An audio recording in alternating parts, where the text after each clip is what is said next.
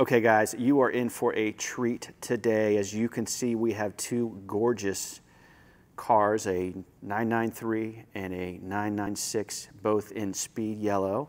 And I am back once again with my friend Nathan Mers. Nathan owns Columbia Valley Luxury Cars in Seattle, Washington, and he is also a subject matter expert relied upon by the Porsche Club of America. Both of these cars belong to Nathan, and what we thought would be fun is to talk with you guys about each one. Nathan will take us through both cars, talk about pros and cons and all of that. He is very fortunate to own and experience both of these. Then at the very end of this video, Nathan is going to give you a surprising insight about which one of these cars he prefers. So Nathan, let us now look to you. Absolutely. Thanks for coming out, Will. I'm going to really have fun doing this. These are two cars that I love greatly, and so it'll be a lot of fun to talk about them. So, of course, let's talk about the 993 first. I've been a 993 owner for well over 20 plus years. When this car came out in 1994, I fell hard for this car. I thought this was the most gorgeous Porsche of all time. I still think it's an absolutely gorgeous car. You can probably tell I like bright colors. I own a lot of bright colored Porsches. It's kind of fun that two cars that kind of link together are both in the same shade of speed yellow. So I want to talk a little bit about what I like about each car, what I maybe don't like about them, and compare and contrast them because they're viewed very differently in the world. So let's talk about the debut of the 993. If we go back to late 1993, when this car was first, they were seeing the spy shots of the car. The car is going to be released at the Frankfurt Auto Show in late 1993. I first saw this car, and again, I love the integration of the design where it tied in the design language of the 968 and the 928. It kind of had a family face to it. It modernized the shape of the 911, which essentially hadn't changed in the better part of 30 years. And I really thought Porsche did a good job. Unlike a lot of people, I always liked the 964, so I wasn't that person that kind of was the salvation moment, if you will, that said, oh, they're remedying the mistake of the 964. I never thought that to be the case, but that was, it's hard to believe now, but that was kind of the noise back then. And again, just a really elegant and gorgeous car. I mean, you can see what they did with the fenders. A lot of people think they essentially lowered the fenders, which they did that, but they actually raised the front trunk 40 millimeters. So these sit up 40 millimeters higher than the outgoing 964. And so they just really changed the face of this car for the first time ever. Of course, we know this is the final original 911, if you will, the final air-cooled car. And it's just a car, when you take this car in public, even to the non-Porsche enthusiast, not even car enthusiast, people know this is a Porsche. You know, if you're of a certain age and you close your eyes, when you visualize what a 911 looks like, it's this shape. And so it's a car I've always enjoyed having in my garage. It's a car that I enjoy working on. It's a car I enjoy looking at. It's a car I enjoy driving. So let's talk a little bit about that, and then we'll talk about 996 and we'll compare and contrast them. So the 993, a good friend of mine, he'll know who I'm talking about, termed the 993 the resto mod of air-cooled 911s. It is by far the most modern. And so, for example, if someone has never owned an air-cooled 911, I always suggest the 993 is the first place to dip your toe into the water because it drives more akin to a more modern 911, meaning that, you know, it has a 3.6-liter motor, 270 horsepower in this 1995 trim, 6-speed gearbox, anti-lock brakes, and of course a completely redesigned rear suspension. And so from a handling perspective, this car handles the most, how would I put it, securely of all air-cooled 911s. In fact, that's one of the things I care least about this car. I really love early 911s. That's really my true love and passion. And if I could give any nit about the 993, I would argue it's just slightly too good. I know that sounds dumb. It's a little bit more isolated. That rear suspension isolates a lot of the rear engine noise and a lot of the suspension noise. But the other thing it does is it doesn't like to drive sideways quite the same way that the old, particularly the long hood cars like to drive sideways, which is my preferred mode of travel. Long before drifting became a thing, I just love putting one of these things sideways. It's just so much fun. This particular car I love. I love the fact it's in speed yellow. I love the fact it's a non-sunroof car. I love the fact that it's got heated hardback sports seats. It is a factory MO30. It's a factory limited slip car. It's a late 95, so it has no basket handle, so that's kind of my preferred genre. I really like the 95 cars for their simplicity. So again, I have this car in my collection because I prize quality, and specifications kind of a big deal to me. If we jump over to the 996, now this is going to be interesting because when this car came out, and we're going to wander over to the front because this is what people really want to talk about with 996s.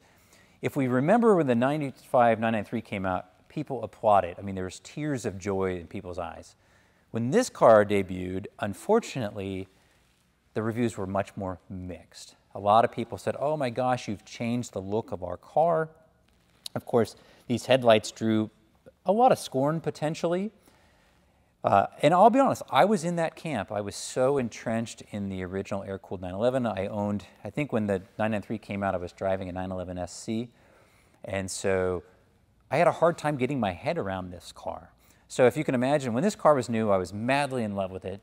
When this car came out, I was mixed, I'll just say. I was that person.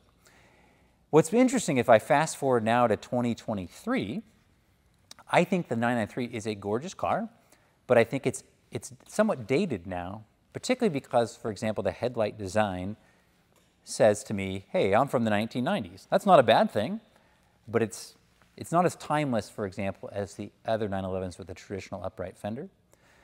Now I come look at the 996 and I think, you know what? Time has aged this car really, really well. I think it's a great looking car. There's some design elements that I think are kind of interesting that when you see these two cars side by side. One of the things I appreciate is if you look at the rise in this front fender and how it comes, you'll notice how that mirrors the same rise in the 993. So a lot of people think these cars are so distinctly different, but they have the same kind of family. Those fenders have really defined the 911 since 1964, and they're subtle in the 996, but it's so good when you really look at it. The other thing that they got criticized for heavily when they were new is that the 996 is what we call slab-sided. It has no flares. A lot of people didn't like that because, of course, the outgoing 993, has flares. It's a more muscular sort of look. And so people said, gosh, we went backwards. We created a slab-sided car. But if you recall, I said one of my true loves is early 911. And I love early 911 without flares.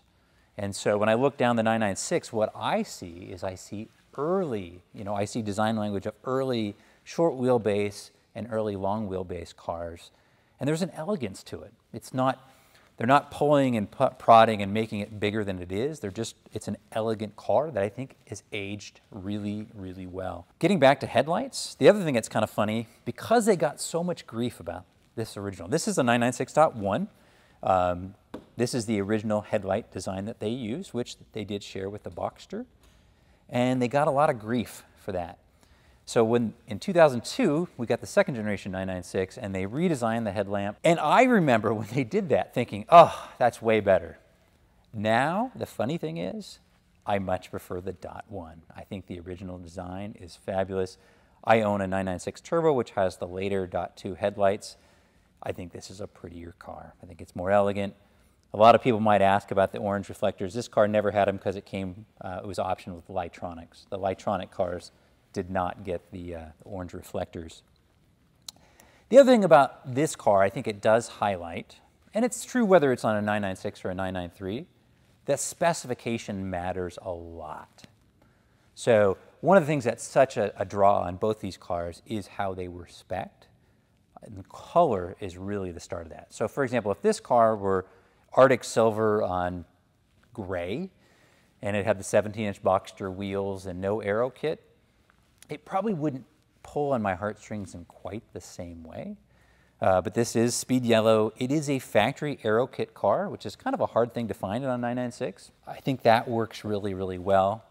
I actually do not care for the 993 aero kit. It's not my preference. Some people like it. It's not my preference. But on the 996, particularly the early .1, I love the aero kit. I love this rear spoiler. I just think it's a great, great car. So now we've talked a little bit about exterior. Let's walk over the 993 interior, because that's a good place to start, and then we'll jump to the 996 interior because that gets a lot of criticism.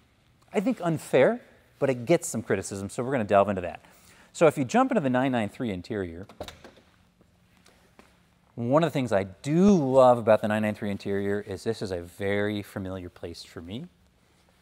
I spent my formative years around the air-cooled 911, the traditional 5-gauge mechanical layout, the dash where you can basically reach out and touch the windshield. You know, it feels very cozy. It feels very confined, but in a good way. It feels like a familiar place. And I love it. I just love sort of the goofy nature of that Porsche used the same platform. So as they added more features, they just had to put switches in random places. I love the fact the gauges are truly mechanical. I love the sculpting of the dash. It's a happy place for me. It feels like home.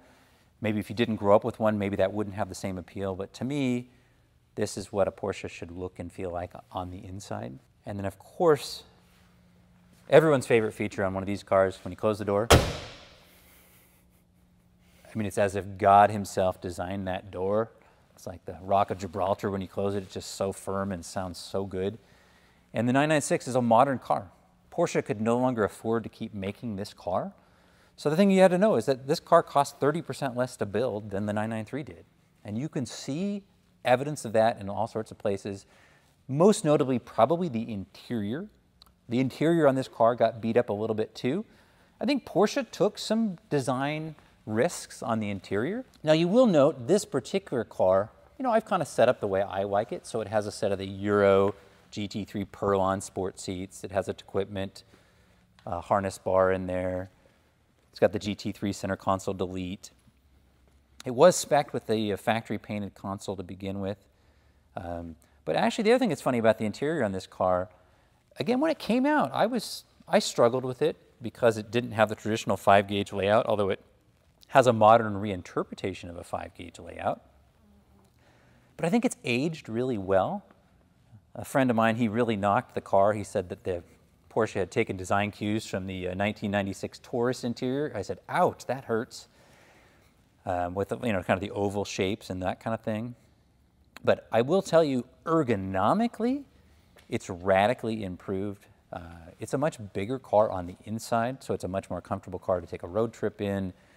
Particularly on the passenger side, you'll laugh at this, but I probably had never ridden in the passenger seat of an air-cooled 911 until I'd probably owned them for 15 years.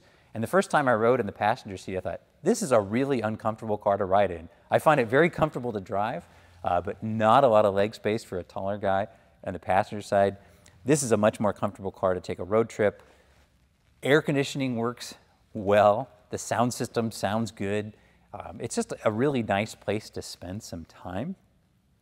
Some of the interior plastics and bits and pieces definitely are a notch or 3 lower than what you'll find on the 993. So there's a little bit of give and take there. But other things, like I'm looking at like shift action. I prefer the shift action in a 996. I think it's quite good. Steering feel on a 996 is really nice. They're really, they're crisp, they communicate well, it's got reasonable effort. I also like the steering wheel in a 996 much better. The 4-spoke airbag wheel in a 993 is hideous. Of course, you can put this wheel in a 993, very, very common. But again, this is a car I like to spend time in. We can jump to the business end of things. So we'll start with the 993, but I'll pop this so we're ready.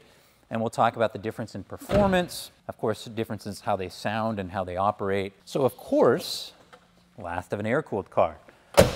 Mezger-based, flat 6 as well, 3.6 liters, 270 horsepower. Aesthetically, this engine bay, again, this is just subjective. It's beautiful.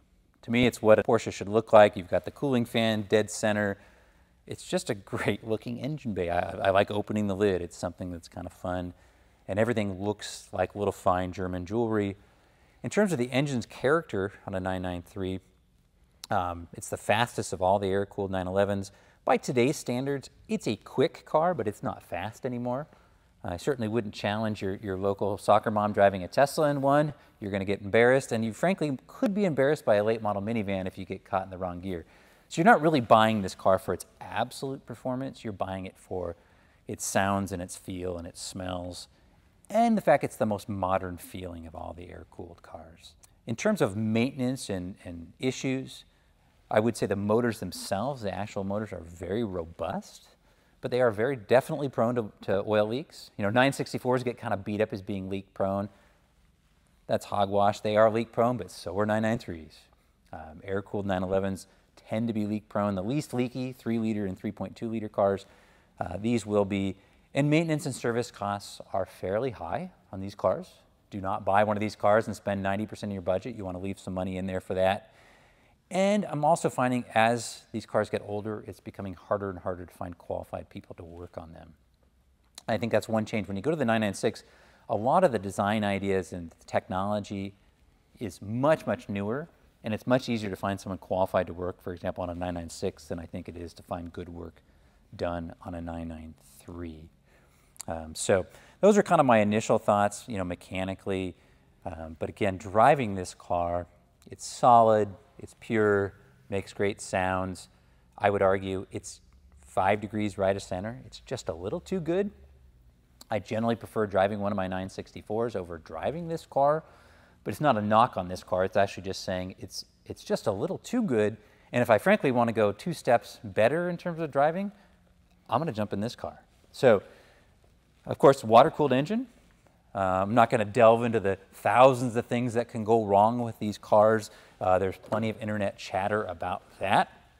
What I will say is, don't delude yourselves. Name any generation of Porsche 911, and I can tell you the 4, 5, 6 major things that can fail or go wrong on them. And so you want to be wise. You want to know what questions to ask and what things to research. But do I lose sleep over this car? Not in the least. I drive it as it's designed. This one, also this is a 3.4 liter, so slightly smaller displacement than the 993. However, it has exactly 300 horsepower. So significantly more power and significantly torqueier, particularly on the bottom end versus the 993. If we're just talking objective performance, the 996 will wipe the face of the earth with the 993. I mean, it just will. It's just a more modern platform. The absolute limits are higher, the capability is higher. But again, we're not buying these cars for absolute performance. If that were the case, we would only have a new GT3. We're buying it for how it feels in the experience.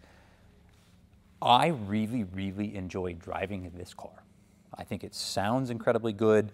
Again, it's got really good, smooth, linear power delivery. Shift action's nice. Clutch feel is nice.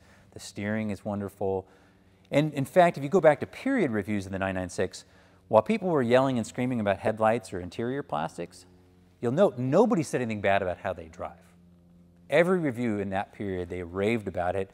And for the most part, they raved that it was a step forward from a driving dynamic to the 993. So you can drive them both and kind of form your own opinion. And a lot of it will depend on your use case. So if I wanted to drive one every day and press it into daily service, I would argue the 996 is a better choice.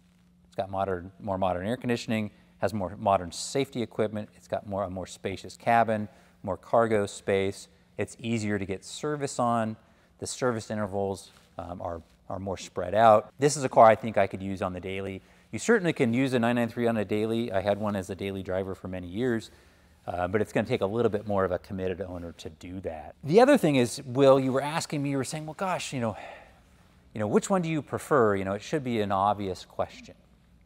Well, I will tell you this. Of these 2 cars, this car gets very infrequent use. Some of it is the quality of the car, whereas this car, I probably drive this car 1, 2, 3 days a week, which is unusual. I've got a lot of cars in my rotation, but this car, just when I walk out to my garage and I look and I decide what I'm going to drive for the day, very often I think of this car. Some of it comes down, again, this is an 11,000 mile kind of world-class example.